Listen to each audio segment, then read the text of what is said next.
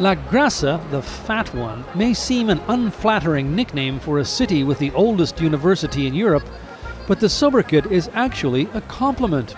Bologna is the gastronomic heart of Italy, a place where food is an art form.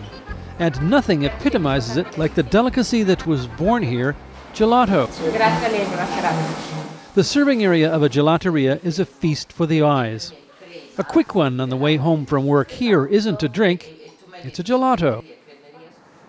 So naturally, Bologna is home to the first ever gelato university.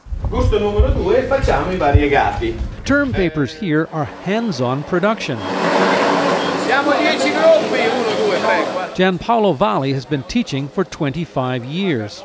We pasteurize at 85 degrees. We cooling at 4 degrees centigrade. Students come from around the world, looking for a way to beat unemployment, or just looking for change. The profit margins for a gelateria are huge.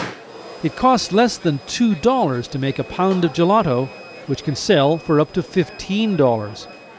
Technique can be learned in a month, but perfect gelato needs more than a recipe. Without passion, any technical part decreases. This assignment of the day was a basic flavor, not as easy as it sounds. Avete visto che ci sono 10 stracciatelle diverse? We have a mixture, Gianpaolo tells them, 10 different kinds of stracciatella. The coffee break is a tasting session, and pointers from teacher Pietro Bianchetto on customer relations. It's important that the gelato tastes good, but it's also important how to communicate to people that our gelato is good, that our gelato is natural.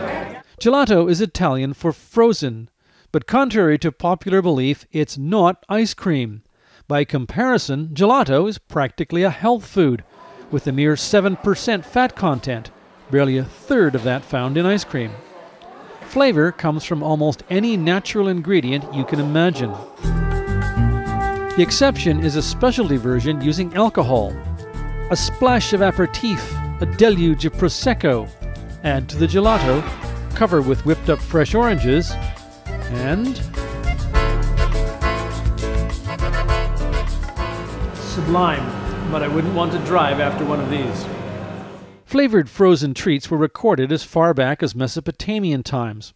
Gelato as we know it was an indulgence for aristocrats in the 16th century. There are more than 600 recognized flavors. This gelateria copyrighted 6 of them, named after the owner's children.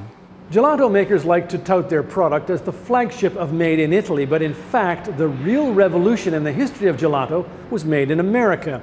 In 1903, an Italian immigrant applied in Washington, D.C. to patent a device to produce the innovation that made gelato available to everyone: the ice cream cone.